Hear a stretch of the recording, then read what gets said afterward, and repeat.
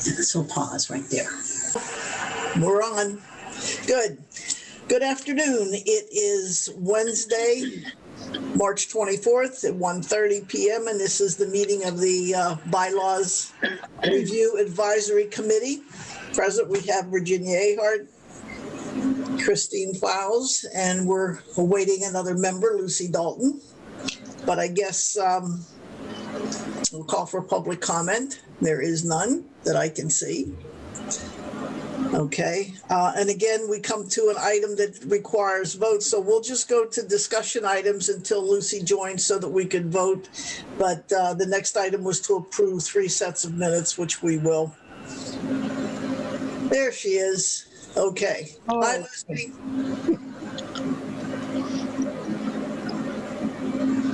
She's connecting. Okay, yeah, she's connecting. Good.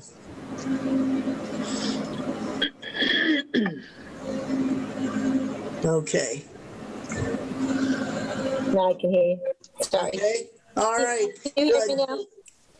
now? We're all in? Yep. Good. Yeah, sorry, I had someone in my office. That's quite all right. We were just going through the drill. We just came to the first item that we have to vote on, and those would be the meeting minutes that were distributed. So let me share. Let me get the right set here.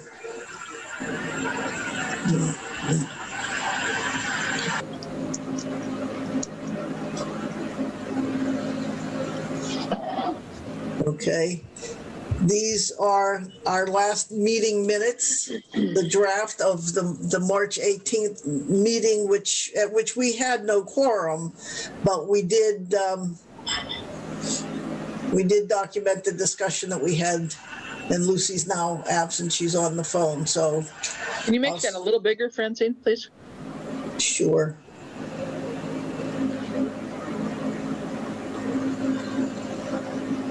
Is that good? Yeah, that's better. Thank you. Good. Okay. And just so you know, I did invite Chief Illingsworth here. So whatever time he is able to join our meeting, we'll just jump over to the solicitation bylaw so that we can have that discussion with him present. Okay? Great. Mm-hmm. All right. So anyway, Lucy, we're up to the March 18th meeting minutes that you drafted. Even though we didn't have a quorum, you did record our discussion. So if you've had a chance to review them, can someone make a motion to approve? I so move. Okay, and a second? Do we have a second? I'll second them. There's no reason I guess I can't. Yep. Okay, any more discussion? Okay, we're going to have to wait until Lucy can chime in to vote. Sorry, Okay. I'm trying to take notes. I apologize. Okay, I was calling for a vote on the March 18th draft of minutes that you did. Yep. Yep. Okay. Virginia motioned, you second. Yes. I'm in favor. Okay. Tishman, aye. Ahart, aye. Fowles, I think I should abstain because I wasn't here. Okay. Yep. All right. There we go. We have it. Thank you. All right. Let's see. The other minutes that we have here are.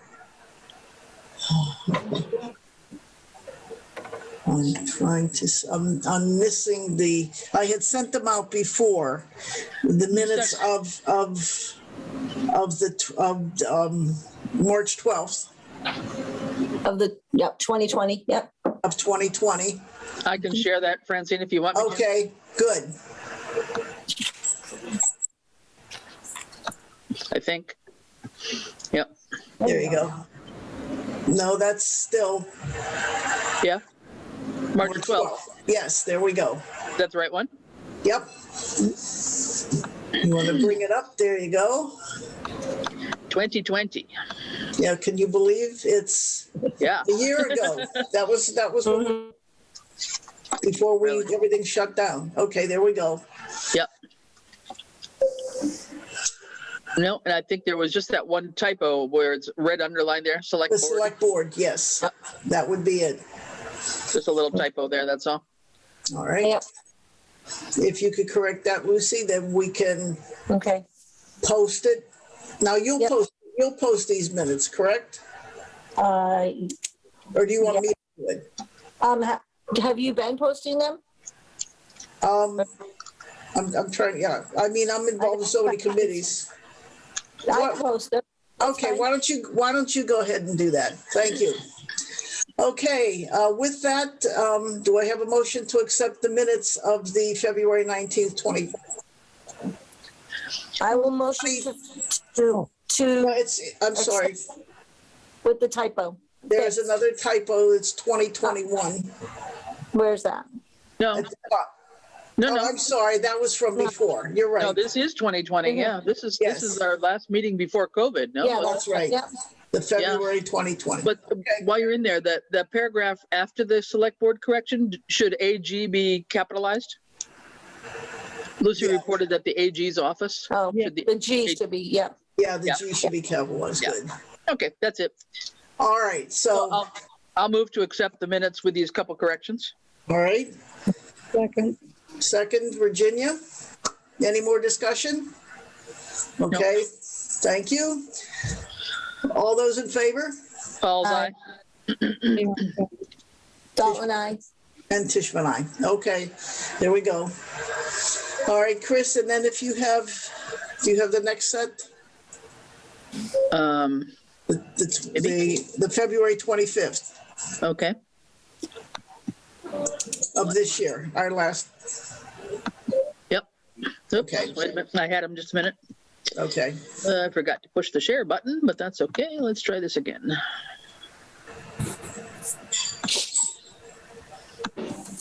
Alrighty-o. You're not seeing that, are you? Okay. Just a minute.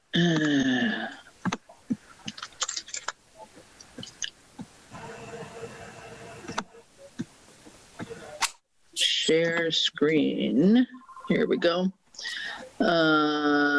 March. Uh-oh, it went away. Hold on.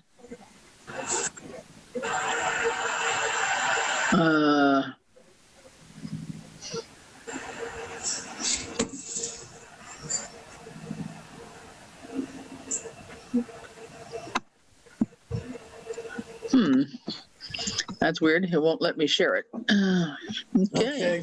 Yeah, I had those problems before, but I did send them out. And if everyone had a chance to review them, do you want to Here we take a go. few minutes? There you go. Can you see Thank it? you. Yep, Okay. It's kind of weird. There we go. there. No, that's the old one. Wait a minute. It's got two screens together here for some reason. Hold on here. What are you doing? Right here. It's minimized. Come on. No. Damn it.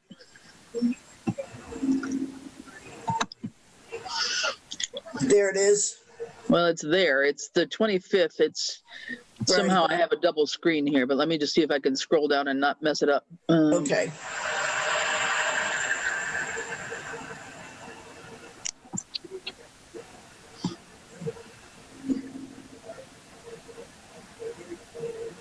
There we go, I think.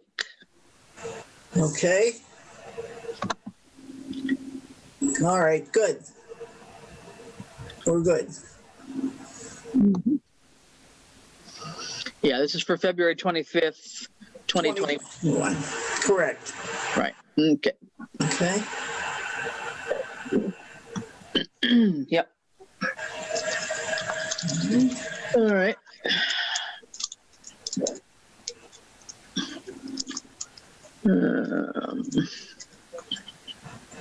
Okay, let's keep going. I think these look fine to me. You have one underline there, and I think that's just a spacing issue next to other business.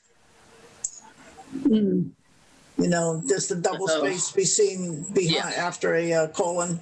Yeah, I can make that little change, Okay. sure. All right. All right. Okay. Do we have a motion to accept the minutes of February 25th, 2021? I wasn't here for the whole meeting, so I'm Okay, not going to motion. okay. so moved. All right. Virginia? I'll second it. Second, okay. Any more discussion? All right, all in favor? Fall's eye. Ahart, aye. Dalton, I. Oh, no, I'm not. I'm not You're voting. abstaining. Sorry. Okay, I'm abstaining. okay. And abstain. Oh, here's Chief Illingsworth. Good to see you. I just want to say thank you. We're now up to date with all of our minutes. All right. So Ian, Francine, yes, Francine, sorry, can you just tell me when you opened the meeting so I can have it for my notes, the time? I believe it was 103. I'm sorry, 133. 1:33, okay, thank you. Okay. Yeah. Hi, Ian. Thank you for joining. And we said that we would make our agenda flexible when you could join us so that we could just jump right in on the great, comments thank you. on the solicitation bylaw. So I'm going to bring that up now. Everyone should have, I sent an email copy before to everyone, and this is the document that we're looking at. This is the latest version. What I did is I incorporated some comments of Ian's. Then Chris found another source with some additional information from Braintree. I incorporated those. So anything that we have not seen before or need to verify is in green. Okay. Otherwise, the rest of the document is everything that we've seen in the prior version, just so we can kind of save time. And again, I come back, if we want to start at the top, I mean, I need to make certain that we or our lawyers cite the appropriate Mass General bylaw, just as an opener. And anybody chime in on anything? Do you want to proceed just by going green section to green section to discuss any of the changes, or does that work for everyone? Sure. Okay. The next section, under section 2, the next green highlighted area, the only change there was chief of police or designee, which makes sense. Ian added that so that he wasn't always the person doing this, that he could designate someone else, and that works. And again, the next highlight has to do with verification of the general law chapter. So in that one, somebody has to apply 10 days before they intend to begin soliciting, right? Not less than 10 days. Okay. Yeah. Got it. Okay. Yeah.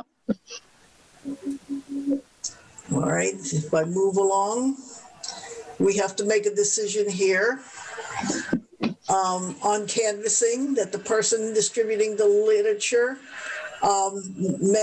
shall or shall not be commercial, be able to just drop off material in the event that someone isn't home.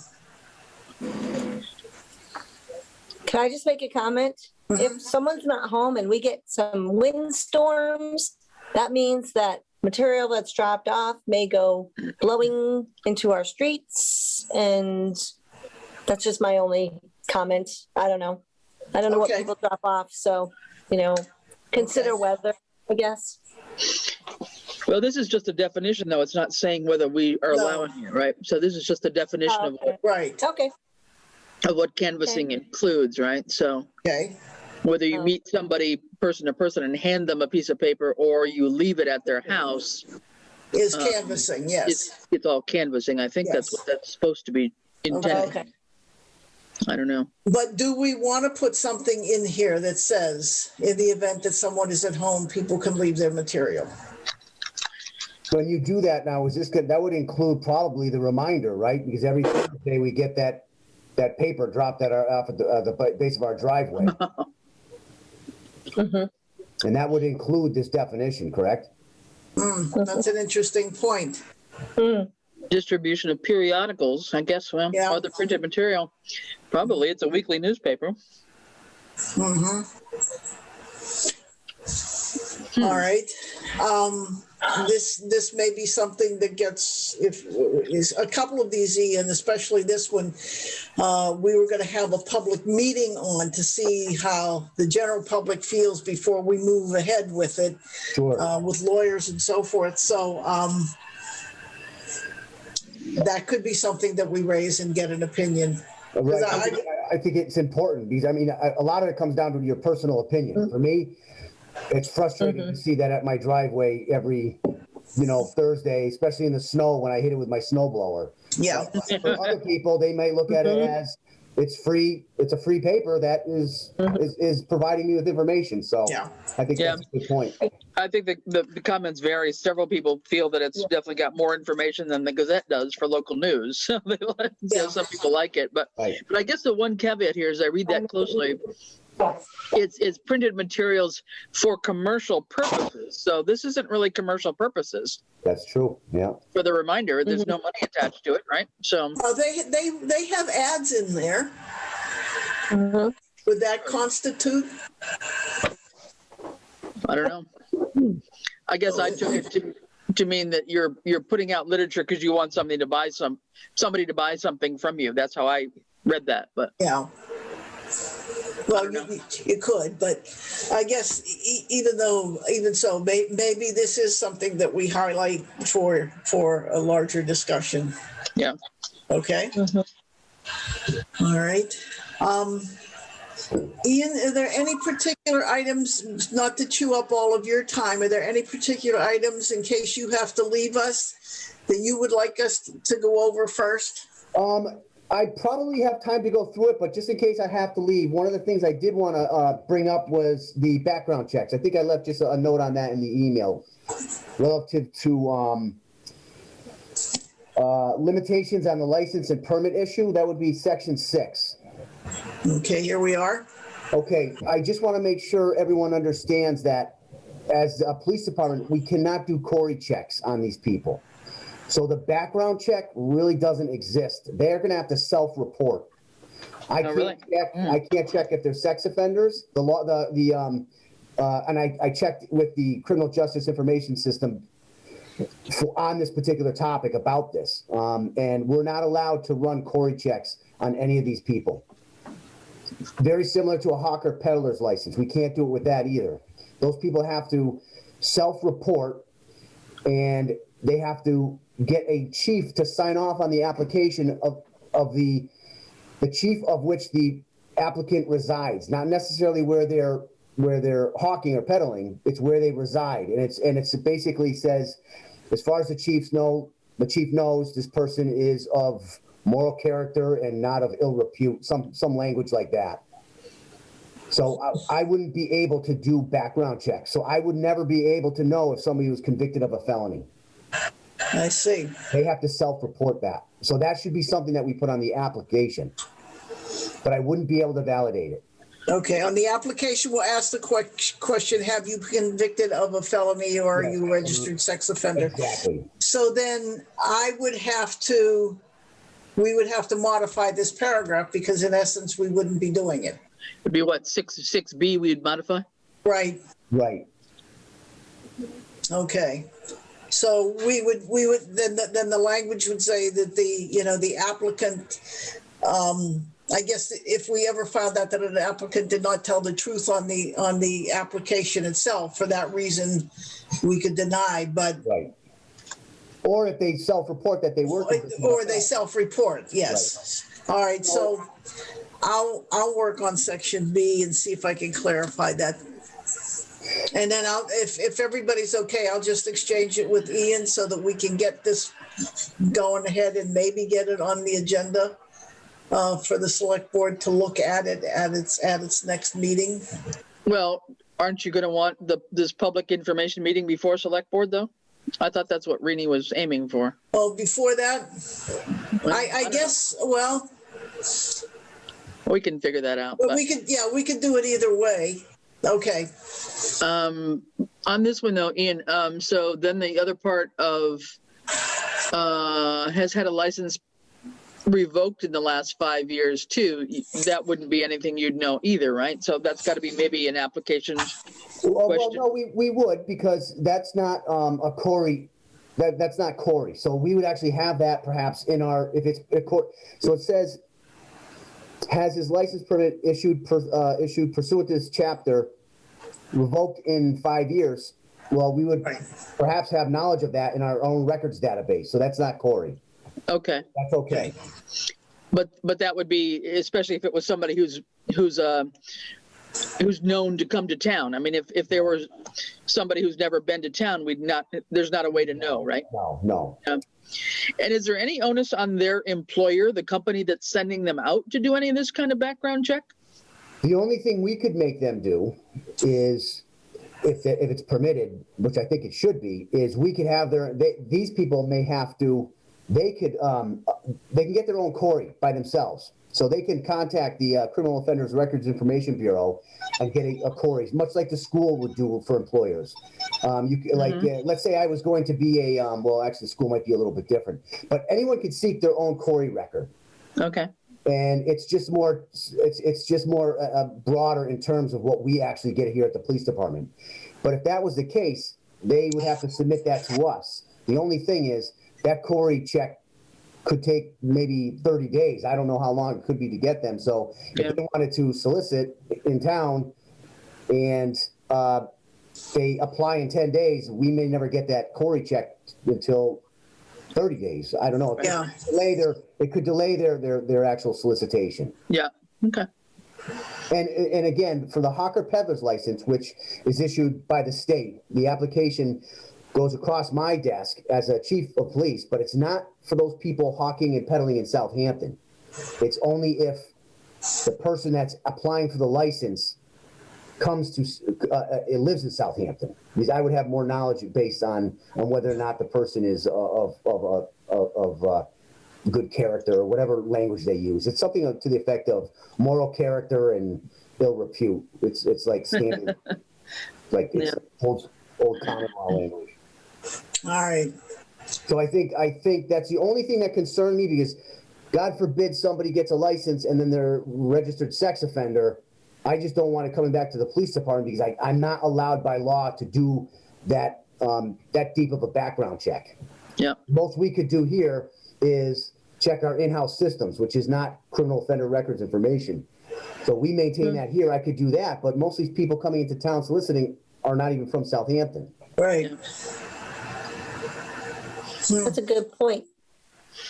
Mm-hmm. So I think they have to just self-report. Mm-hmm. And if we find out otherwise after they this is the difference. Let's just say they self-report and they say, I've never been convicted of a felony, but yet we come across them and they're in some form of violation. Let's just say we temporarily suspend their license because they're soliciting at 7 o'clock at night and they should have shut down at 6. Then if we issue them a citation, we may have reason to then do a criminal offender records check, because now it's an investigation. And then if it shows that they're a convicted felon or a registered sex offender, then we can immediately revoke we can revoke. Okay. And then you can revoke the whole thing or deny it. Okay. I just want to make sure everyone understands that we cannot, based on the application process, do a criminal history records check on them. Right. Records maintained by the state. Okay. Unless or until they falsify information, we become aware of it. Yes. Then, Yeah. okay. Or they're in some form of violation. Yeah. And maybe just one last question, Ian. So then anybody with a Corey check, are they in like a county database or a state database? State database. Now, that's another thing here. If they're from Massachusetts, or if they've ever committed a crime in Massachusetts, when they get their self-Corey, when they request a Corey check on themselves through CJIS, that's the acronym for Criminal Justice Information System. Uh-huh. When they request a Corey check through CJIS will send them their personal record. But that's only in Massachusetts. They only maintain Massachusetts. A lot of solicitors, and especially the ones we have problems with, are transient solicitors. So these are the college kids or people that are just kind of, they're going state to state, and this is their job, and they're selling magazines and fraudulently doing so. And I don't know We've had that before. We've actually arrested people doing that. Because we definitively found out that they were defrauding the people that they were getting money from. But those people weren't even from state, so we wouldn't even know if they had a criminal record, even if they did their own Cory check or had a Cory check in Massachusetts, because that Cory check is only limited to Massachusetts. Mm-hmm. So I think I think the application, they have to self-report. Okay. And you'll develop the application form. I will. That it And of meets. course, run it by the committee. Yep. Okay, that's fine, because you know best how to phrase things. Anybody have anything else on that? Okay, now that's an excellent point. I didn't realize that you just couldn't do background checks without cause, obviously. Right. As far as in the state database, I can't. Yeah. Okay. Internal in-house computer that we hold records, that we manage our records in, I can if we ever had interaction with them, but that's usually people in the region. Okay. All right. Well, I'm glad we got that covered. That's a biggie. So then let's go back to where we left off as we were going through it. We left off at shell. Okay. Here we are. We're at section 4, exceptions, item D. We're looking at whether or not the select board may grant from time to time temporary licenses, permits, or any incorporated organization of veterans who serve in the military or naval service of the United States for the sale of flags, badges, medals, buttons, flowers, souvenirs, and similar small articles in accordance with the provisions of Massachusetts general law. This was something that Chris found. Yeah, it was in another town's bylaw. Yeah. I didn't know if we wanted to include specifically. I'm fine with it. In fact, I'm glad that we're being that explicit about it.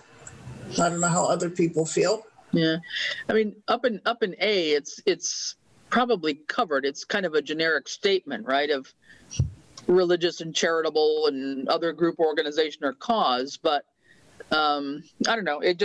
I know in the past, anyway, we have had veterans, handing out flags or handing out poppies or whatever, in front of the bank or whatever. And it's just, it's not really soliciting.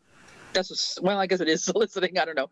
But I mean, they're doing this, but as a veteran. So I don't know, it just seemed like it made sense to include it. But I just was sharing what I found with another community's bylaw. That's all.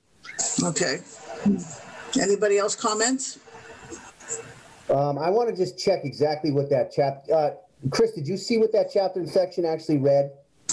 I did when I looked at it, but I'll have to go back again. I don't recall offhand. I'll look at it right now as we're speaking, just to make sure that it's something that, we okay. want. Yeah. Okay. All right. So then could we move on while you're doing that? Sure. Okay. Now we're looking, this was a big change. This one in terms of requiring essentially 2 permits to be issued, one in the name of the company and the other in the name of the individual or individuals who are doing the door-to-door. So it reads that each company must obtain a license permit, and we need to decide what we're going to call it, a license or a permit, issued in the name of the company. In addition to the company registration, each individual of an organization, business entity that intends to solicit or canvass must obtain a separate license/permit in their name. Mm-hmm. I sort of like that. This is why I feel it's important, because the overall company they should have it, but they may have 4 or 5 people soliciting on their behalf. And if somebody is soliciting and they're in violation and they don't have their own permit to solicit, how do we suspend that violation if it's the company's permit? Okay. Yeah. So we could individually suspend the actual solicitor, not the company, Right. Then perhaps have that hearing with the company to let them know that you're not in compliance because your solicitors are out there in violation of our bylaw. Yeah. So you can, I think it gives us more latitude to let the company still solicit, but the solicitor that might be making their money based on commission is out beyond when he should be, or she should be, then we can deny their permit or temporarily suspend their permit. Okay. If we have each. Yeah. Okay. Now, in terms of the logistics of doing this, is this going to be an online application? Let's say the company is headquartered in Boston or in Maine. This whole process, how are we going to go about that? Well, we could. That's interesting because right now, unfortunately, our website is down, and I don't have the funds to get it up and running because it's so antiquated. And a lot of these websites have forms where they could actually download the forms. Yeah. So we'd have to have a platform where they can download the forms, perhaps even on the town's website. Right. It could be like a fill-in PDF or something. Yes. Yep. And then they can send it to the police department. Okay. And you're okay. How do we, I mean, coming back to how do we verify that it is in fact that the company and not some individual in the name of the company? How do you do that at a distance? I mean, are you comfortable with that? I am. I think what we'll have to do is just make sure that application process is thorough. Okay. It has the correct questions, and that they're registered with the Attorney General's office and so forth. So, Okay. I think a lot of it depends on. I think I'll have to put a lot of thought into the actual application for the company. Okay. Yeah, and go ahead, Lucy. I was gonna say, Ian, could you possibly put a tax ID on it? Like a number, you're saying like a registration number? Yeah, like on the application, if the company has a tax ID number, would you Yes. be able to include that Yep. on the application? Yeah. Because I know some of the companies that I work with, they need our tax ID number. So, Right. that might be I don't know. Yeah, and what I can do, obviously, we won't try to reinvent the wheel. We'll reach out to other communities and see if Yeah. we have some Yep. forms that we can at least adapt to. Okay. Yep. Good. All right. Great. And you can see, we'll get to the discussion later, but obviously this is going to consume, at least in the beginning, and probably maintenance going to consume a lot of time. So we have to build in some recoverable costs for the police department in carrying this out. So we'll get to that when we get to the sections. But the next one has to do with people being issued a license or permit that they wear when they approach houses that identifies them, and obviously it was issued by the town and so on and so forth. So we're going to have to buy that supply and those materials for those badges that they wear and the lanyard that will carry it. And then we're talking now about some money here when people fail to to display the badge at a violation of $300 per individual and $300 for the company for each per day. And all of that. I mean, I think in looking at how we would manage it, I would think, and we can talk about this at another time, but this could be a revolving fund out of which the fees go in, and then the expenses associated with maintaining this would be available to the police department. Mm-hmm. But is everybody okay with this? This fine? Okay. Yeah, I mean, interestingly, it's as much as the wetlands fine, but that's okay. It seems a little steep, but maybe it's legit. And I don't know. I mean, do we have to require the lanyard idea, or just something pinned to somebody's shirt? Is that okay? Or I mean, do we have to be that specific? Well, I think we would want some uniformity so that it wasn't whatever the person had that they wanted to display. No, I mean, And they're that going to have to display whatever Right. Ian issues, We right? give them. So, Okay, yeah, so I don't know. We I can haven't- come up with the permit and actually develop the permit and their photo. Yeah, it's a little bit of time consuming, but we'll come up with a template. I think that, the only thing I wouldn't be able to come up with unless are the lanyards, and I don't have them unless we were to purchase some. I mean, they can't be that expensive anyway. right. And, Yeah. and what I was saying, I think you were offline a little bit, Ian, was that any revenue that comes in would go into some type of revolving fund so that all your materials and everything could be expensed through that line. So with no expense to your department. Okay, Okay. sure. So does everyone agree? Is $300, as Chris suggests, a little steep? Or that's what we need to prevent infractions? It sends a message. It certainly sends a message. The soft side of me seems definitely a little steep, but that's me, But in the same sense, though, I get very frustrated with the solicitors that are not there under legal pretenses. So those that are, they're going to Okay. follow the rules. Yeah. Okay. Okay. All right. That's fine. And again, if we, air this publicly, we'll get some feedback on that because it may involve Right. some of our own constituents, Yeah. And don't forget, that it still allows the police to have discretion. Yeah. Nothing says we have to cite them. We can suspend their license, and that might just be enough. Okay. Issue a warning. Yeah. Yeah. Okay. All right. This next thing, you said you can't do unless we have grounds for doing so, including, for fingerprinting and a background check. Yes. Yeah. So we should just delete that. Yes, I do. We can't do that. Okay.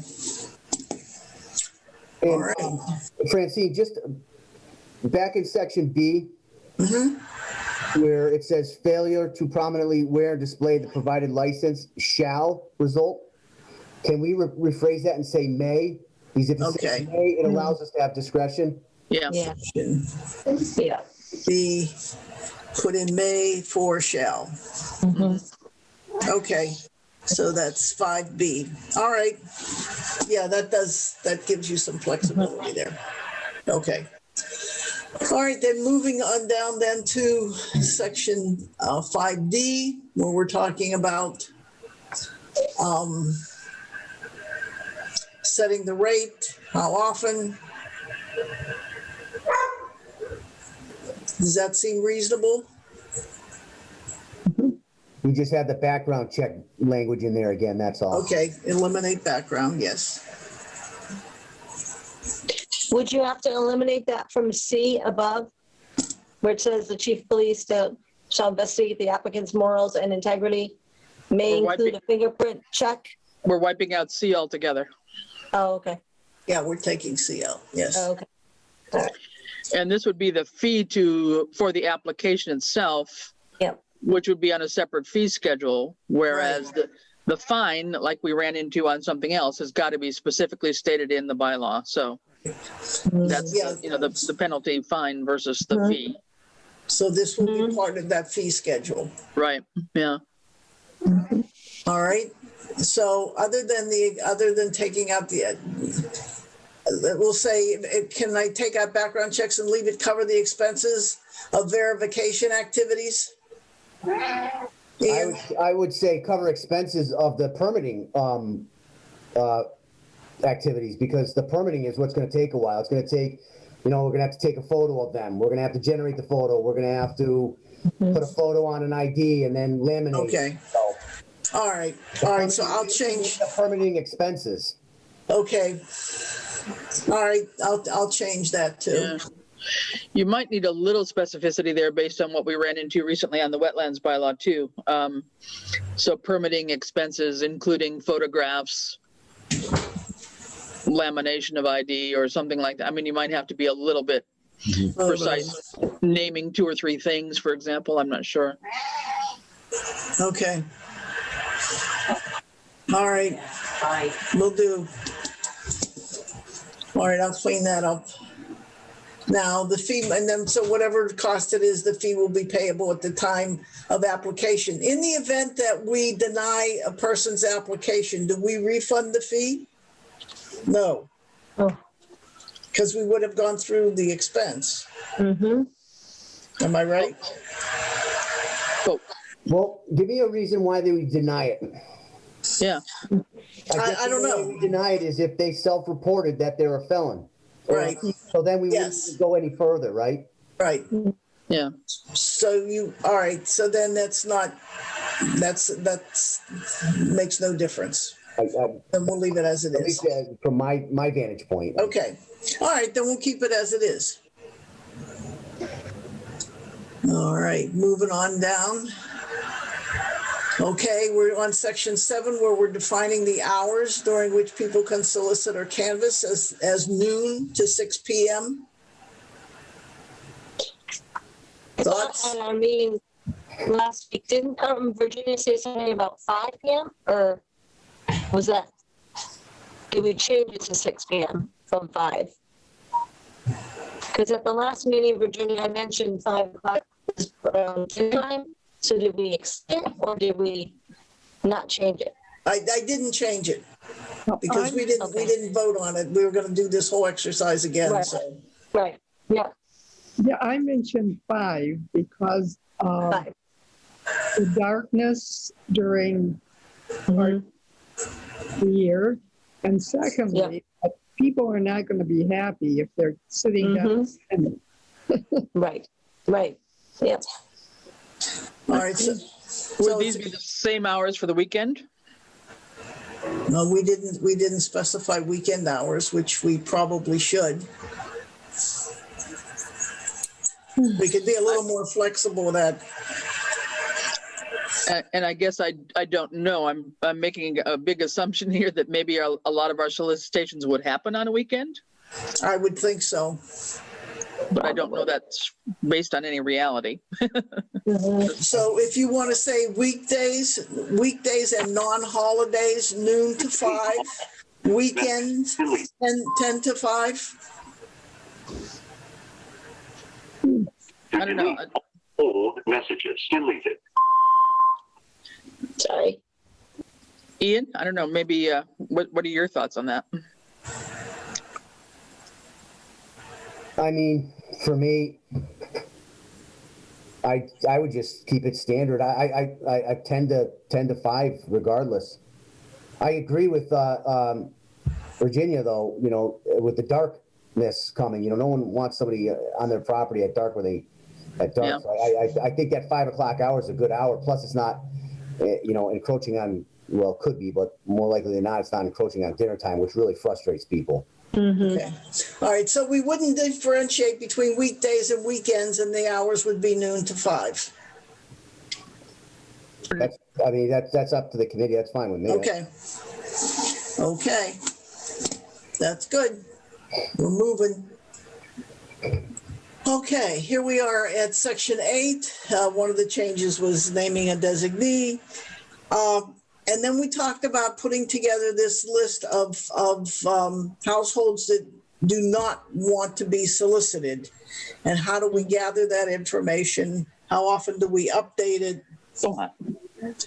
Last week in our discussion, Lucy came up with an idea that along with when she sends out the census form, we could put, as we do with dog licenses in there, an additional form that would ask people whether or not they want to be removed from the solicitation list. And that would be a way of maintaining it on an annual basis.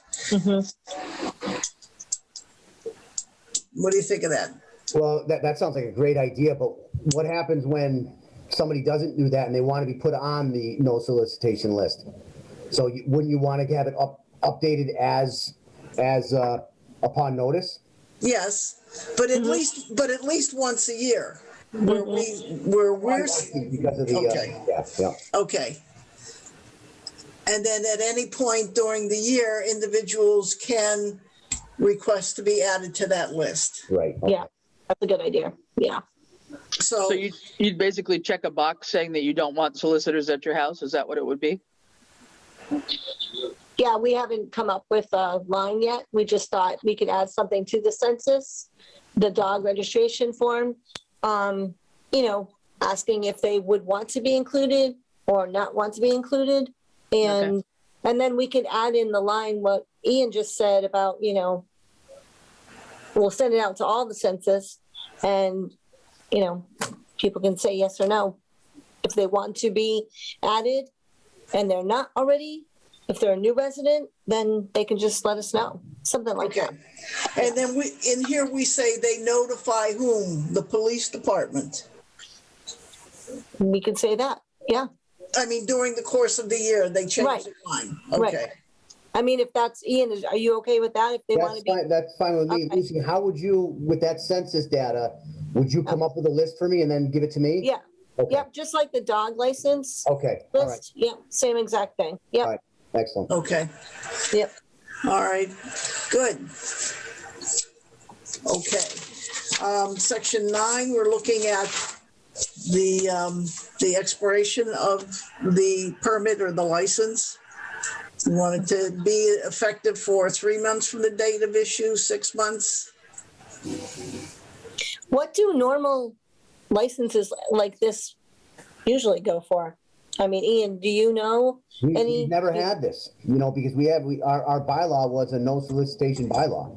Yeah, So nobody Yeah. would come here. We wouldn't have any registration process. We've never had a registration process. So normally the soliciting is done in the summertime mostly, I would think. it So, depends, really, I think. Yeah, But- yeah, That's when you seem to get the most of it. yeah. So 3 months, 6 months. I'm good with months because that would give them between March and November or September, April through October, when getting warm, and then the other thing is it would be after daylight savings time and November when we fall back. So maybe during those 6 months we could I don't know. My vote is for 6 months. That gets very confusing. We either decide 3 months or 6. Yeah. I'm thinking 3, but Mm-hmm. Yeah, I don't see why we'd want to, I don't see why we'd need it open longer. I was trying to think if people would come one time and then want to come back again, or Mm-hmm. Yeah. I kind of think they'd come and do it and be gone, whatever. We hope. Yeah. I think I would go for 3 months, for whatever it's worth. okay. All right. And again, all this is subject to change based on public input. All right. Now here we go. With the photo identification, and what people need to present. Does this all meet your expectations of what the permit should include, Ian, and be? Yes. No, that looks good. Okay, good. All right, and then we're looking at, this I don't get. Each licensee shall engage in those activities allowed in the terms of it. No licensee shall operate pursuant to the terms of the issued license until the material terms of that license has been published in a local newspaper of general circulation for a period of days. Do we really have to publicize this? I don't know where that language came from. I don't think you would have to. And if that's our responsibility, that becomes an expense and a time. Yes. Yeah. Okay. I'm gonna ask then that the lawyer look at whether or not this is required, and if it isn't, we're just gonna take it out. I'm just wondering if rather than in a published thing, but like in a newspaper, I mean, you're right, those things are just very costly, but to have it just simply up on the police website or the town website that, hey, you know, company X is coming to town, they'll be in town for the month of May, selling magazines or something. That's all I would think that we would want. Yeah. Okay, so if we reword it that, Yeah, I'd make this more in common language okay. and make it simpler. But the other issue is we miss doing that for one reason or another, and people are notified that X company is around. What does that mean in terms of repercussions for? I don't think it's repercussions for them. I think it's our error, and we just. No, I know repercussions for us. Yeah. But you're okay with that? I'm okay with that, yeah. Okay, so reword to show local publications and notifications. Yeah, local notification, not necessarily publication. Yeah, okay. That way we can use, that takes in a lot. Yeah. Okay. It takes in a lot of ways to do it without necessarily chiming into a newspaper. Yeah. Okay. Down then on section 10 is consistent with what we said before. If the police department finds that a person was not truthful on their application, their license would be suspended. So we're good with that. Okay. Looking down at section B, where we're saying any revocation may occur only after a meeting with the police chief or his designee. How do you feel about that, Ian?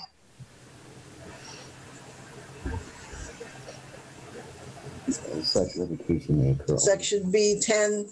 Now we're referring to the company or the individual solicitor?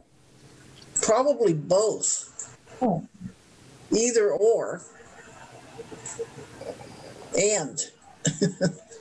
Because a suspension and a revocation are obviously different. A revocation is permanent. A suspension is, we could, as long as we have a discussion with them and they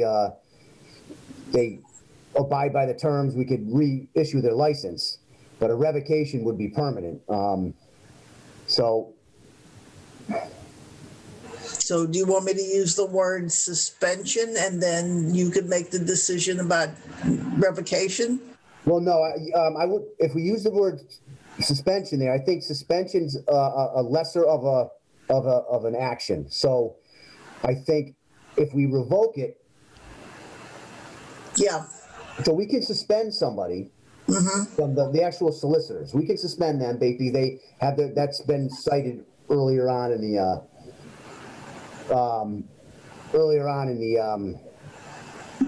document. Yeah. In the document. So I think if this is the case, you'd have to. I'm thinking if we revoke them. So I suppose if we decide to revoke them versus suspend them, we can only do it I think that's reasonable. Okay.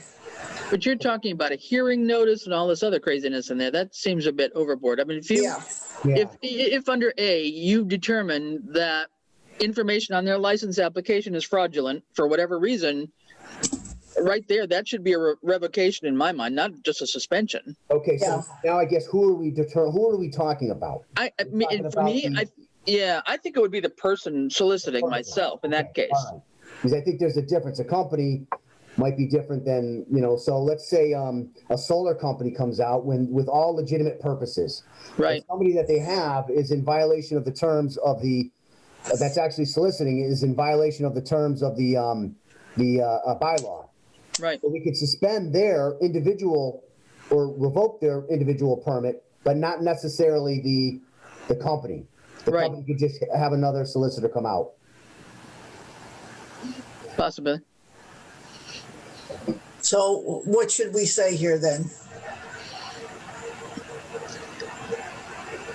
To get at that. All right. Let me just get a closer look at it. Yeah. So up in A, it's very small. I'm trying to read it. I think we have to define who the licensee is in A, Francine. The licensee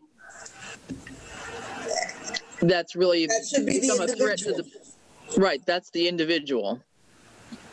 So whether that's in parentheses or something, has become a threat to the public safety. Okay, Mhm. So then that can be revoked.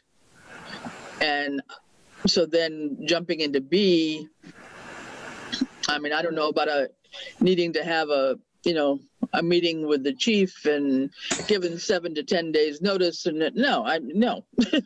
so let's just take B out. Well, I would just say that any revocation is final, is the decision of the chief of police or whatever, the police department, and is final, something along that line. But the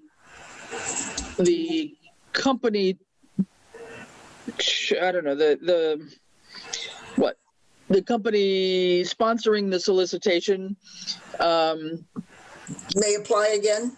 may apply again, or may be suspended and eligible to apply again, or something like that. I don't know, something along those lines. Okay, so the revocation of an individual is a decision by the police department and is final. However, the company itself may reapply.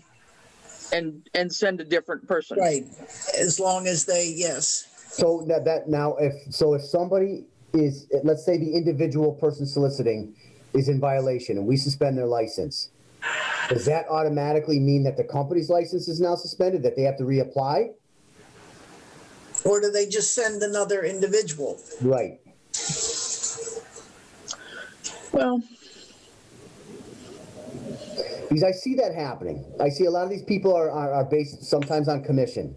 So they're going to be out there kind of pushing the boundaries a little bit. Let's just say and what I see pushing the boundaries, they're going to be outside the time frames, right? yeah. And so if we decide to suspend their license, does that mean, for instance, those solar companies, we automatically suspend their permit or license rather? I don't think that's fair, because that would be taking maybe something that's desirable and needed by the community, taking it away from them. But people that are doing something outside the purview of what they're supposed to be doing would also, you could argue, be hurting the reputation of the company they're supposedly soliciting for. Well, And as a company person, you would not want your reputation tarnished, right? So why wouldn't you want to take notice of something that you're doing where you've got people talking on your behalf and acting improperly? Wouldn't you? I mean, I think you'd want to be notified of that somehow.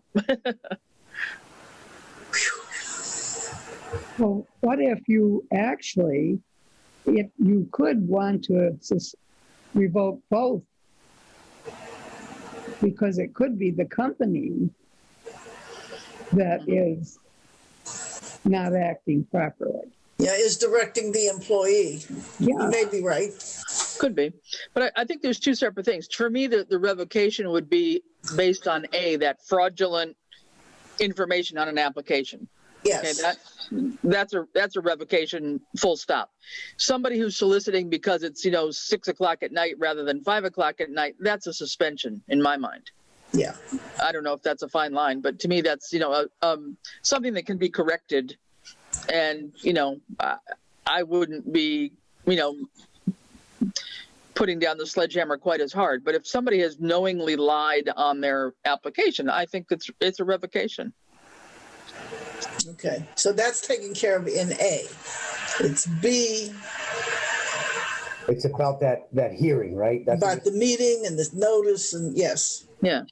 So I suppose if they get revoked for what Chris just said, then they're going to have to reapply. Mm-hmm. And they're going to have to submit another application fee and have different, solicitors out there. Yeah.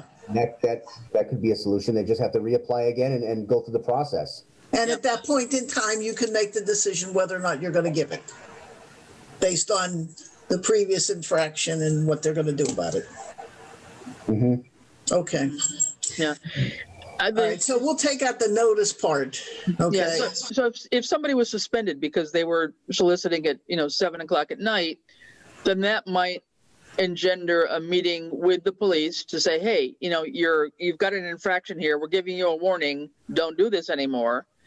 And that's kind of the end of the conversation. And they, everybody continues on their way. But this notion about hearings and all this stuff gets a little too legalistic, which I think we're, Right.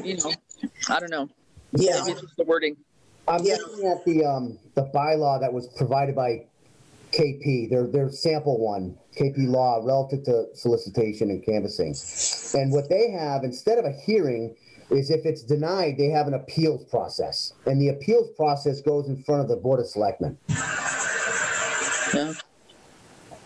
That's what's in the sample copy that KP law gave. Okay. All right. I mean, that also makes sense.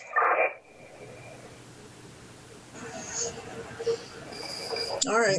Let's say I did, because I suppose they have to have some sort of appeal, right? Mm-hmm. Yeah. Let's just say I deny them and they think it's a wrongful denial. What's the next step they take? Yeah.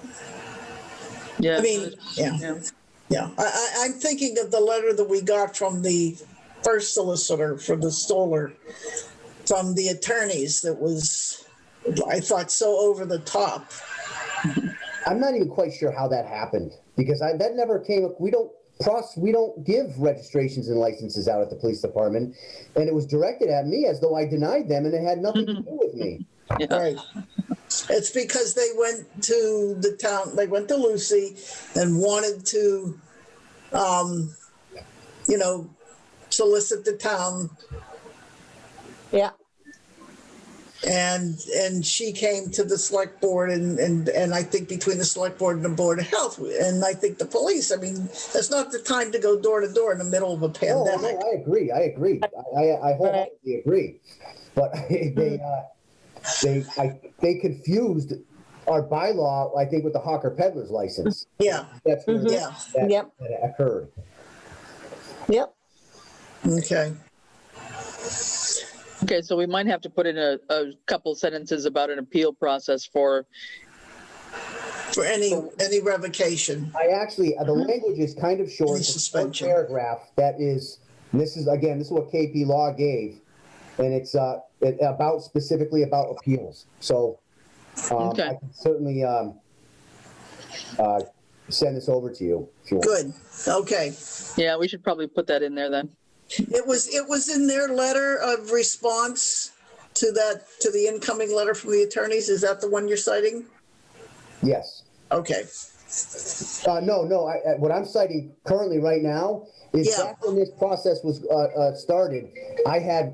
We reached out to actually KP Law, and they provided us a sample copy of a bylaw for door-to-door solicitation. So I'm actually looking at that sample bylaw right here. Okay. It has an appeals process section on it. So no, this has nothing to do with the solar company. Okay, then, yeah, if you could get that over, that'd be good. Thank you. All right. Goodness, we're creating a whole other system here, aren't we? Okay. So we're done. We're satisfied that with the substitute language, we'll have to review again. All right. Then under violations and penalties. Well, we already put that up earlier, didn't we? So either it moves down to here or we put the $300 a day in there. Okay. All right. So it's $300 or nothing? Well, or you could say up to $300 if you wanted to. Okay. I don't know. Exclusive of the fine regarding the display, which is the $300 one. Do we have an other fine schedule for other violations, like going at 6 o'clock? That's what this means to me.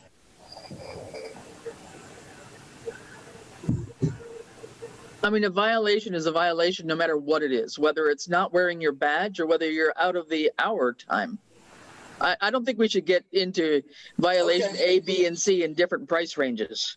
All right. So If you're then, doing something that's in violation of a clause in the bylaw, it's a violation. And okay, it could be up to, maybe make it up to $300. So okay, depending on the severity of it, that would be, again, at the police chief's discretion okay. of some sort. Maybe it's a warning, maybe it's $50 to start with and goes up from there if they keep on doing it or something, All right. So then I'll just delete section 12. I think you definitely, well, You may need to look at the legal language there versus what we had in the place where we put the fine in the first place. I wouldn't delete it yet until we compare that other section with it. and they also have a violation and penalty section on this bylaw as well. What I'll do, Francine, is I'll email this entire Okay. thing so you can see those two sections. Okay. It's pretty plain language. And All right. I'll look at that, and that may be the substitute. Okay. And it also has a $300 offense in it, by the way, too. Okay. All right. All right. Well, then that's the end of it until the next version. All right. A question, we've had, from what you said, Ian, we've had a no soliciting practice in town or policy of sorts, right? You did, yes. So So there are was no we, solicitation at all, and it became very difficult because what would happen is then you'd get certain entities that come out with a hawker peddler's license. And were they soliciting? Yeah, they were, but yet the state granted them that license. So it was very confusing for us on how to enforce this. okay. So in our definition in the very beginning, are we including that hawker peddlers licenses are valid for this bylaw? Is that what we're saying?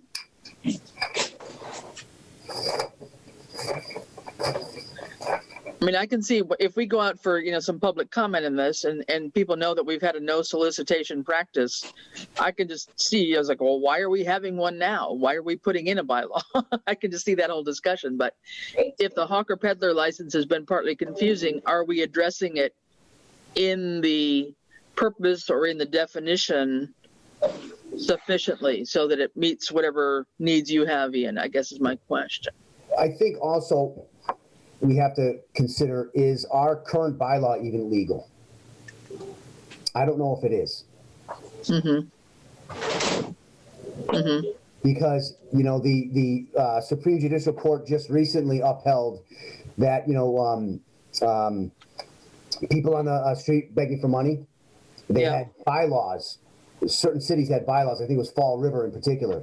They had a bylaw about no soliciting money in a public way or alley or whatever it may be.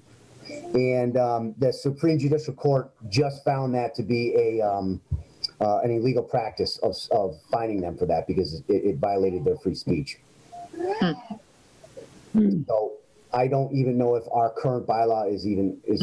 Yeah. Okay. So do we want to specifically say something here though about somebody with this is inclusive of people with a hawker peddler license or? Yes, because if they're selling goods, so the hawker peddler's license requires you to obey, and it says this in the actual law, and I think on the application, it requires you to abide by town rules and regulations. So even though they get that hawker peddler's license, they still have to do this. Okay. This will be, if this becomes a town bylaw. Okay. Yeah. So they are not exempt by the requirements. They are not, because it's specifically, and that's why I cited in this last issue with the solar company. Yeah.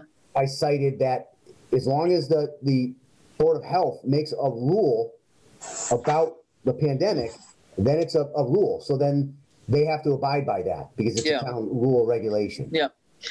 So I think here we just have to be sure that we've included that notion that persons with a hawker peddler license also need to abide by this bylaw.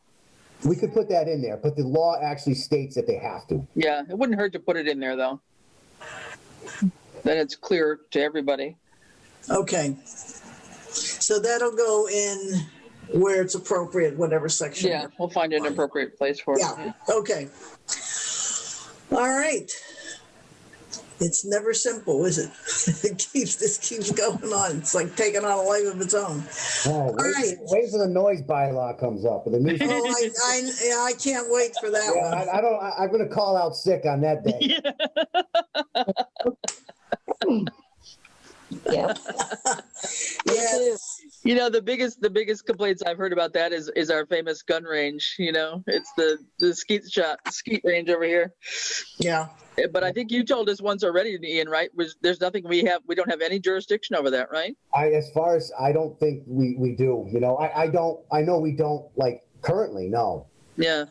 Because the time, they themselves set the time that it's allowable? Because I know they go into like Thursday night or something. They're going until like 9 o'clock at night over there. That might even be, at some point, was established, but I don't know this for sure.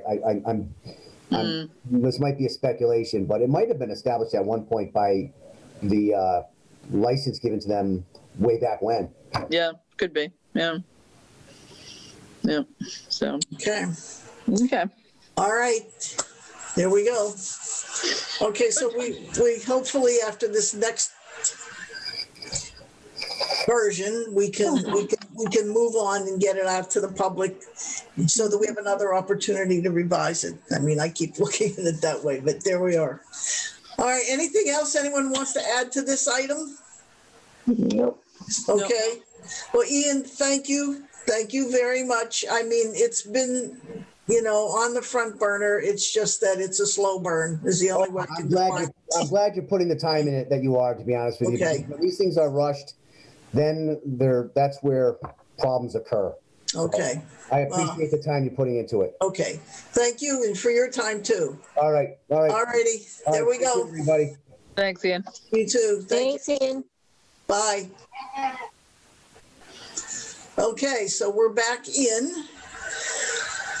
Let me go back to the agenda. I'm getting good at this flip-flop stuff, after last night. Yeah, right. I am here. I don't want to miss anything out of order. All right, so we took care of solicitation. I'll make those changes and I'll run them by you folks before I send it to him, and then we'll decide our next steps, going public or running it by the select board before we go public. All right, so we're up to the next item we had was committee feedback, and that was the feedback that Lucy had received on the bylaw about requirements for committee and board participation and those responsibilities. I don't know, Lucy, you want to take it? How many you heard from, what you heard? And Everything that I had got, I sent to you. I know some other boards and committees had it on their agendas to discuss. I think planning board had it on their agenda, historical maybe, but everything I've received, I've already sent to you all. So, okay. Yeah. Lucy, you need to send it out to me for master plan. I never did get it after we talked. I sent it to you. I sent it to the master plan. Not at the town. On which email? Because I sent it to both. I sent it to the Hotmail. I'll look again, but I don't think I have it. But it's my town of Southampton.org one. I sent one to, I didn't know if you wanted it sent to I sent one to the Southampton.org and one to the Hotmail account. Remember roughly when it was? I'll look for it again.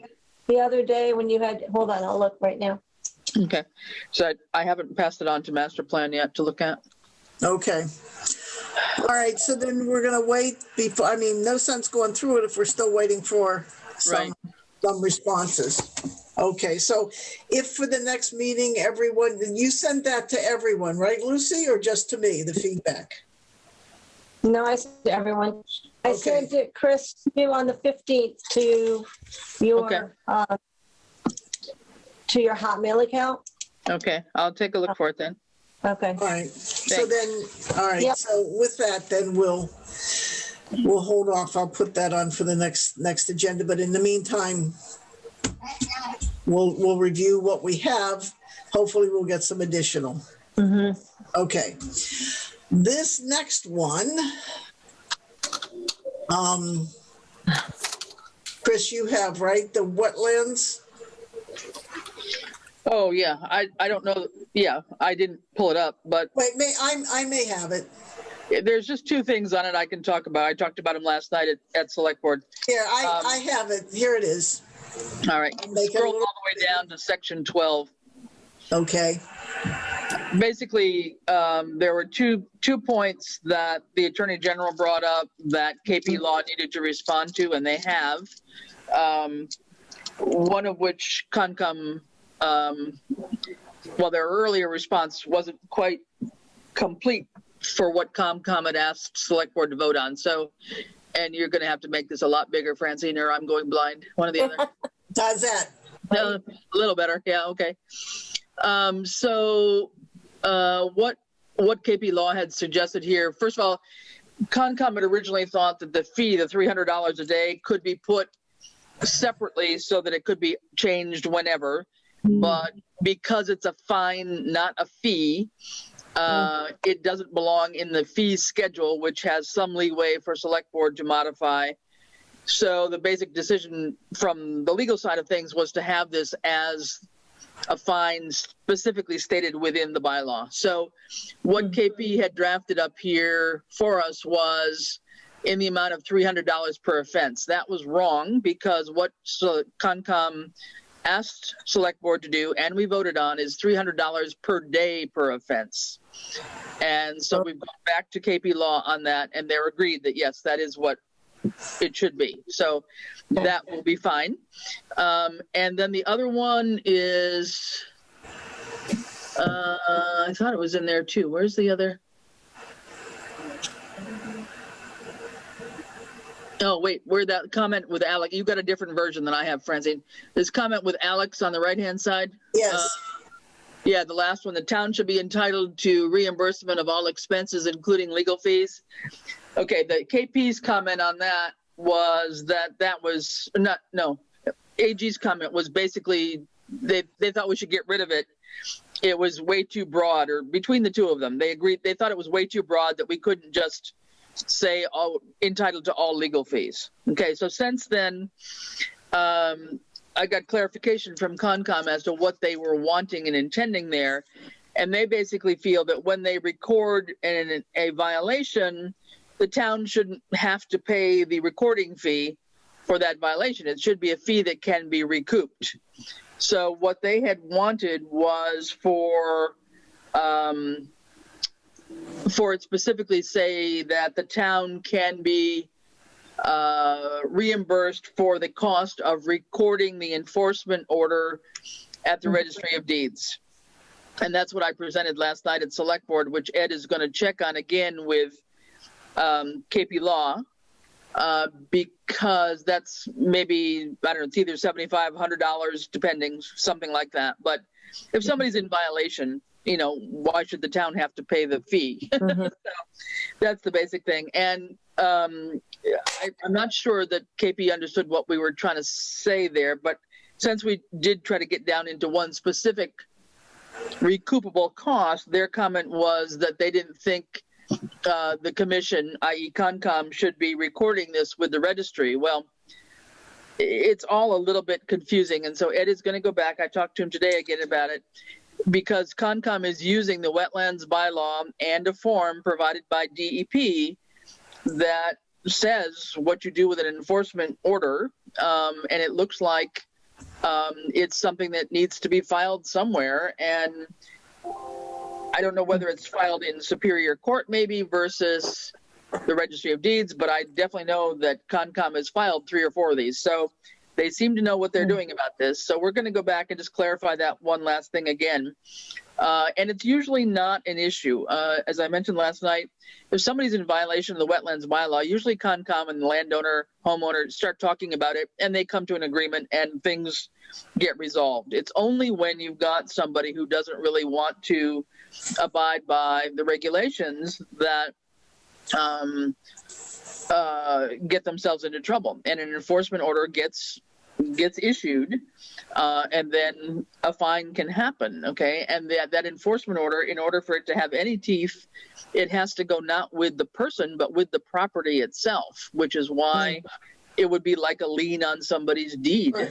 Similarly, so that's the argument anyway from the Concom side. Ed is going to do some double checking on that, so we'll get an answer. But just to say that this does need to be on the town meeting warrant, and what this will be as an amendment is only amending section 12. The entire 7 pages of the bylaw will not be on there. It will just simply be section 12 of bylaw X is going to be amended by adding X, Y, and Z. That's it. So there should be no problem of getting a return answer on that one and getting that clarified in time for getting on the warrant. But we're hoping we're okay with the $300 per day per offense, but we want them to just verify where our thinking is at cross purposes here on the reimbursement to the town for that one item. That's it. Okay. Well, that makes sense to me. I thought it did too, but anyway, somebody else doesn't. I don't know. Okay. Anyway, but yeah. So we'll see how it happens, but I'm hoping that, I think we're right, but maybe we're missing a point that I'm not aware of, but Some subtle legal thing. could be. Yes. But Okay. All right. Any other comments on this one? no, I think that's all there really is for that. So it's no real action on our part. It's just that it will be something on the warrant for an amended bylaw. Okay. Yeah. All right. So that we will put on some future agenda once we get feedback from the attorneys. Or Ed, however we're going to proceed with this. Okay. I know we want to have it for the annual town meeting. Right. And I don't know that we have to do much about it. I'll just report back what Okay. the lawyer has said. We don't have to do any drafting or anything. No. Okay. Then it's a done deal. All right. Then you'll just do an update whenever it's appropriate. Whenever I hear. So the next Okay. meeting, hopefully we'll have an update. Yeah. All right. Thanks. Okay. Let me go then to the final. Do you need to see the chart at all? I have it handy if you need it. Oh, yes. Would you? Well, now that I say that, let me make sure I have it. I do. Yeah, okay. Let me get rid of something else over here. Come up here.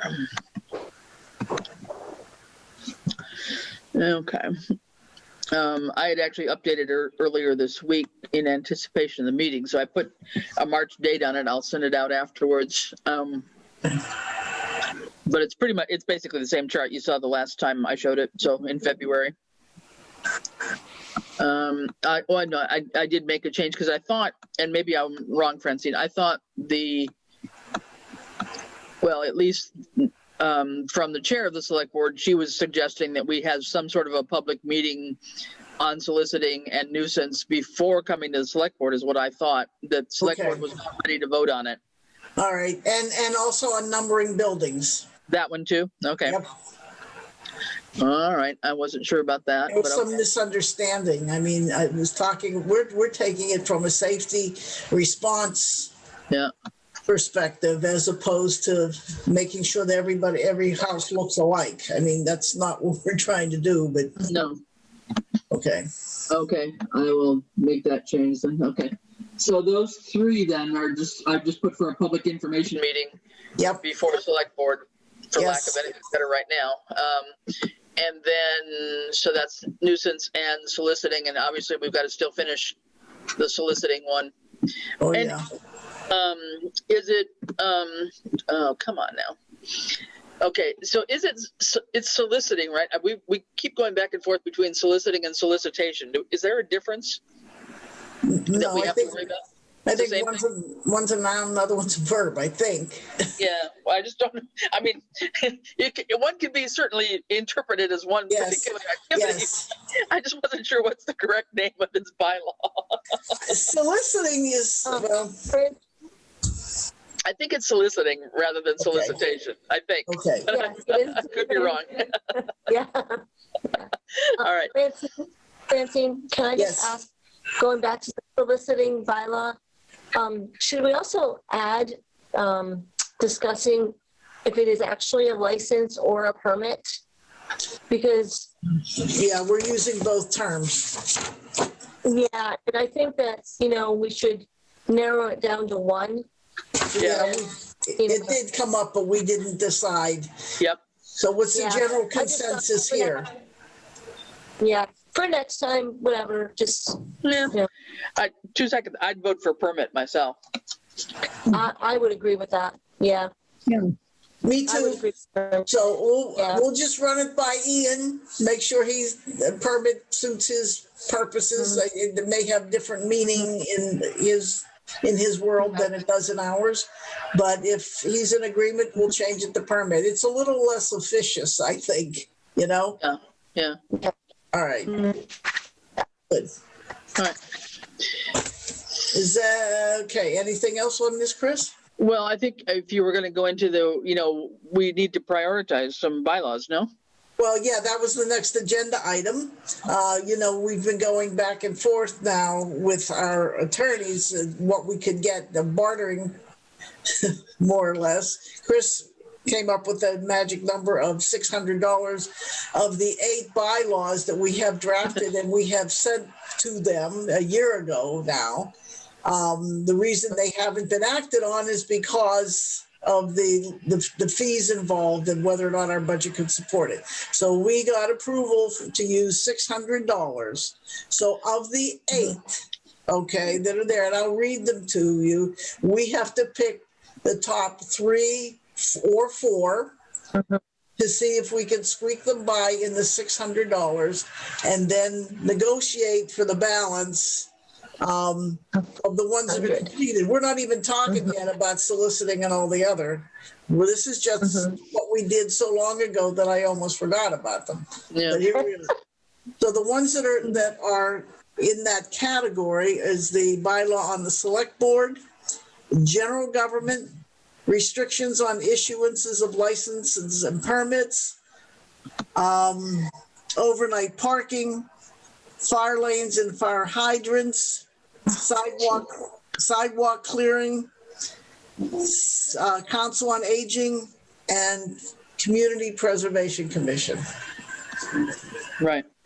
So, And out of that, there's one that one is that little correction, which is on that issuance of licenses was just a sentence that needs to be deleted on that one. right, So, so it's minor.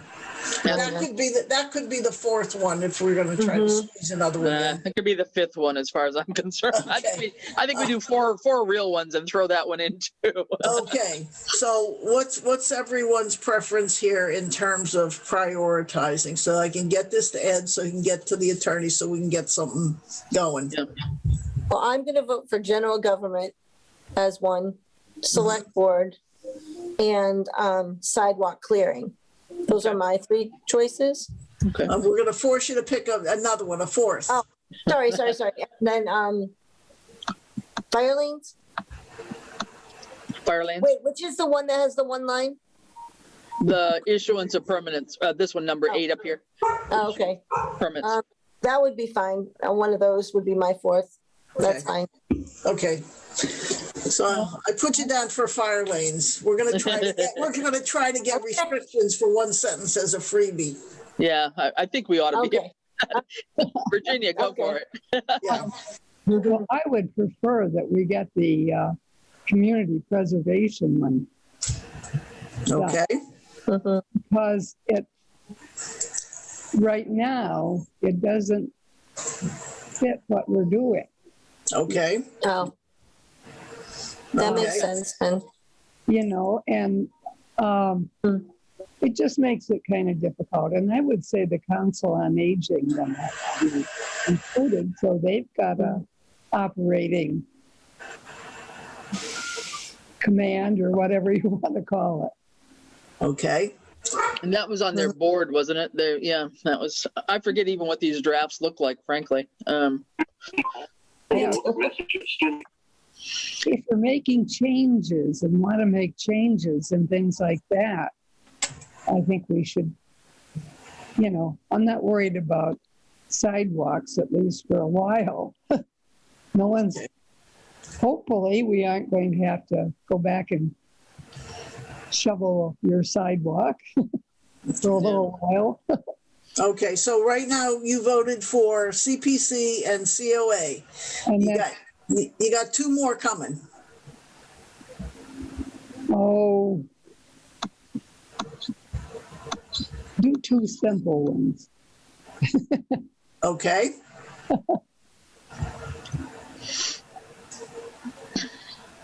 I've forgotten. But Well, we have select board, we have general government. we'll take those. Okay. It also says how we operate. Yeah. And that would clean up that first grouping if we did that. And we don't have the finance committee in final anyway, right, Francine? No, we don't. I haven't heard back from them. Yeah. So select board and general government are in that grouping anyway. So that's Yeah. good. Okay. And you and Chris, what are yours? Well, I'll take those two, and then let's see.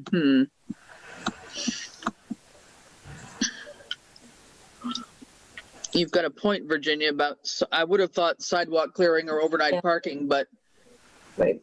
you have a point about about sidewalk clearing at this time of the year already now. We definitely would want to get it on though for the special town meeting, whenever that is in the fall, so that it's Yeah. ready for winter. Yeah. If we don't do it now. I guess I was trying to look at ones that would affect people the most. What are they having to live with on a daily basis? So,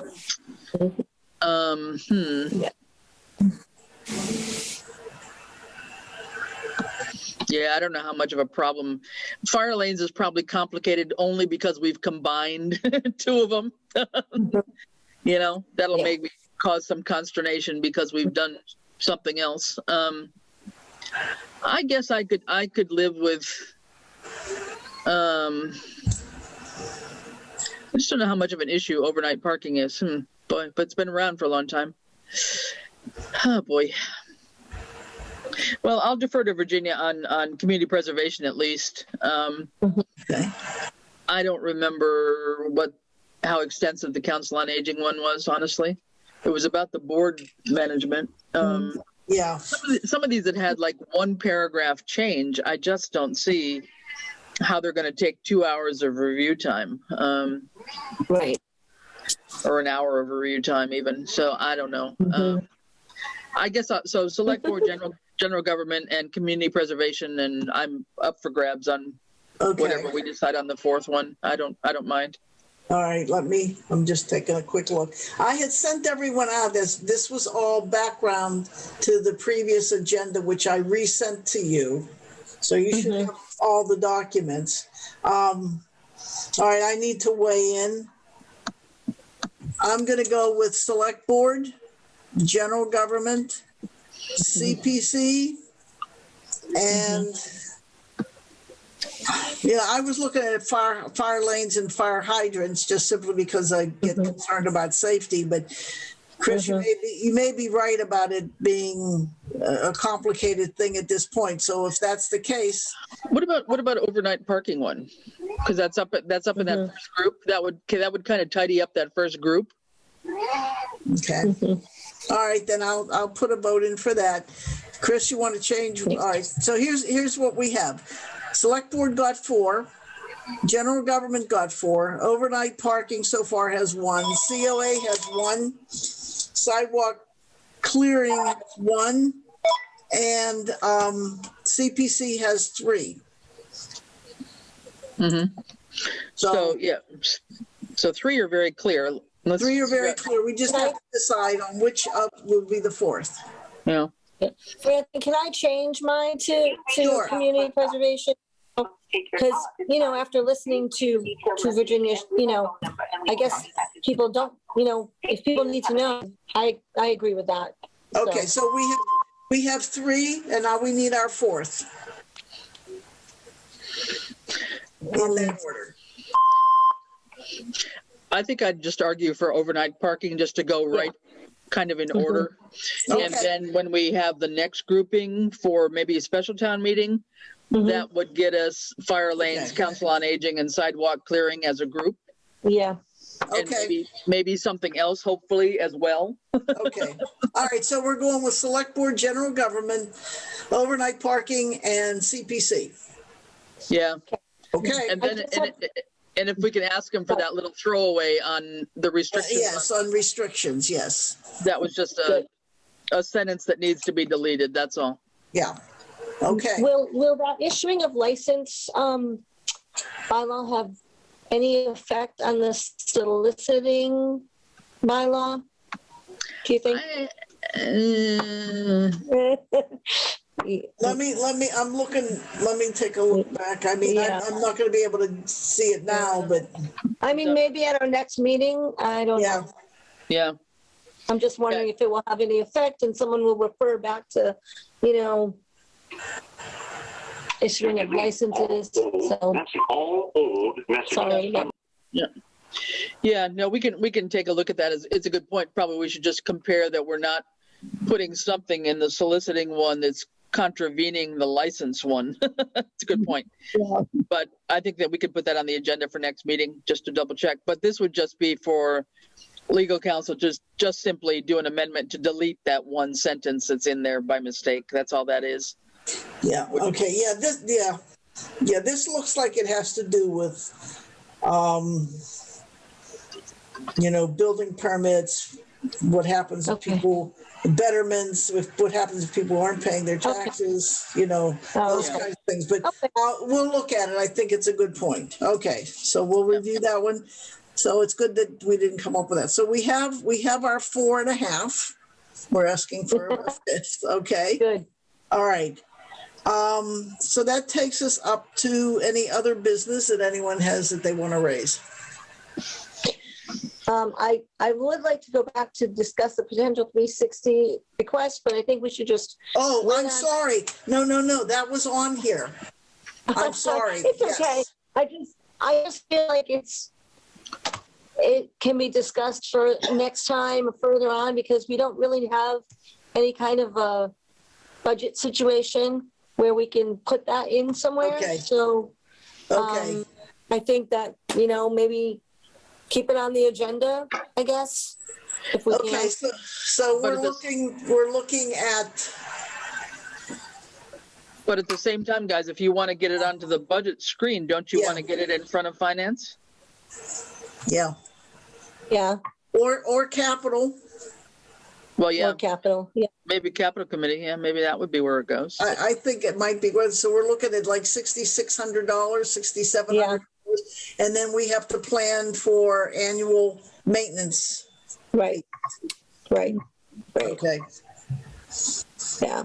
I mean, I keep looking and hoping, we're going through these hoops with KP Law that if these folks are doing the work that we might be able to bypass that step. I know. I'm not sure about that. I know, but maybe it would take less time. Right. Yeah. Well, just something for us to think about. I I don't know. The Capital Committee, do they meet anymore? I don't think I don't know. I don't know when their last meeting was. So, They haven't met in a while. But yeah. I So, think we should pursue asking for, if they have an application process and form of filling it out, Okay. getting it in there. all right. Because honestly, I don't want to be doing this for the rest of my life. I hear you. Okay. Well, I'll reach out Okay. to someone on the Capitol. Good. Sorry, I didn't mean to skip that. That came out of order when I started jumping around here. Okay, good. And then you'll let us know how it goes, Lucy, okay? Can I come back? All right, what their response is, if they're taking applications and so on. Yes, I will reach out to them how to ask for money. Okay, good. All right, then that brings us, let me get back to us, okay. That then brings us to the, to any other business that can't wait to our next meeting. All right, I don't, No. okay. All right, so that leaves us with a decision about when we should have our next meeting. I know that in the interim, I have work to do Yeah. on the soliciting bylaw. And I'll get the information from Ian Incorporated. And, I can send it out to you, but we still need to have a group discussion on those final changes as fast as we want to do it. It's like we hit speed bumps all along the way, so we're not going anywhere. Okay. Yeah. Do we want to think about maybe organizing this sort of public information, and I guess this sort of public information meeting type thing? Yeah. Do you think we would put like all three of them online at the same time and just keep it open for like a month or something and ask for written comments or something like that? I think that's a good idea, but I do think though that we would probably have to have some type of public forum. But so we could maybe just have a Zoom meeting and just say, okay, these are being, so we could walk it through with the public and then leave it posted or something, and then we kind of walk them through and explain what we're doing and then leave it on the website or something. I think that might be a good way to go. Yeah. Yeah. Then they can look at it after the public thing at their leisure and get back, so. Yeah. And they could think about things and write a comment or something at that point. Okay. That would work, but I'm going to recommend that we do that after the town meeting. Okay.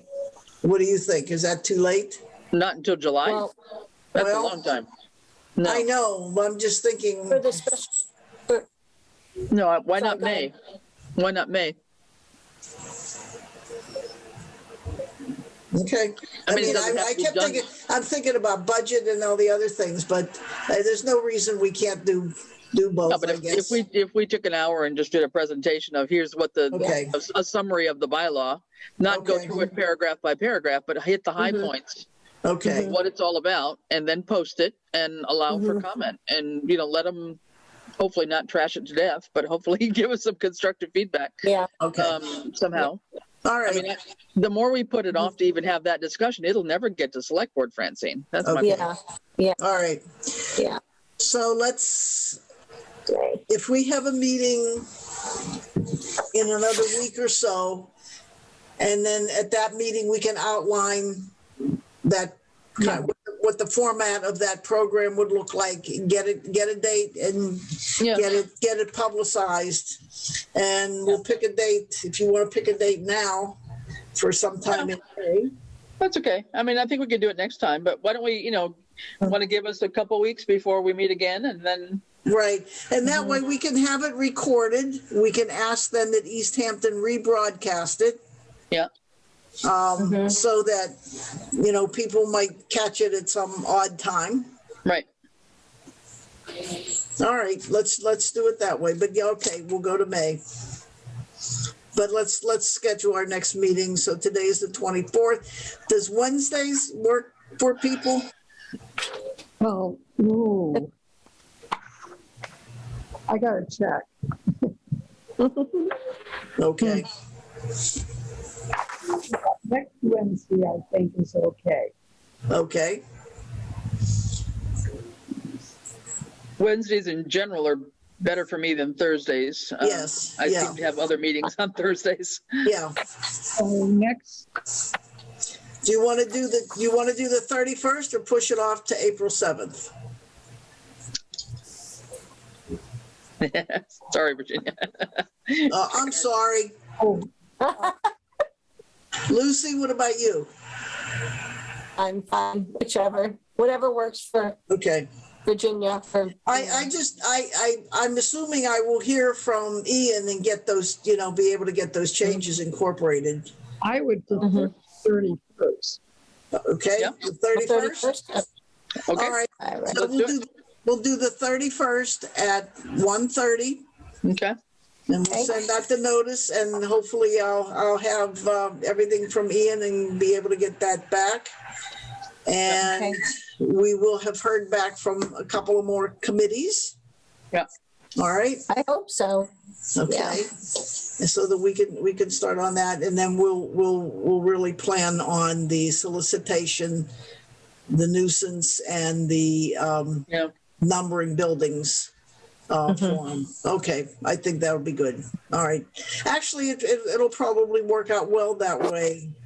Now that I think about it, I was thinking we would do something outdoors in public, but honestly, I think this online could get more people there than we would otherwise have.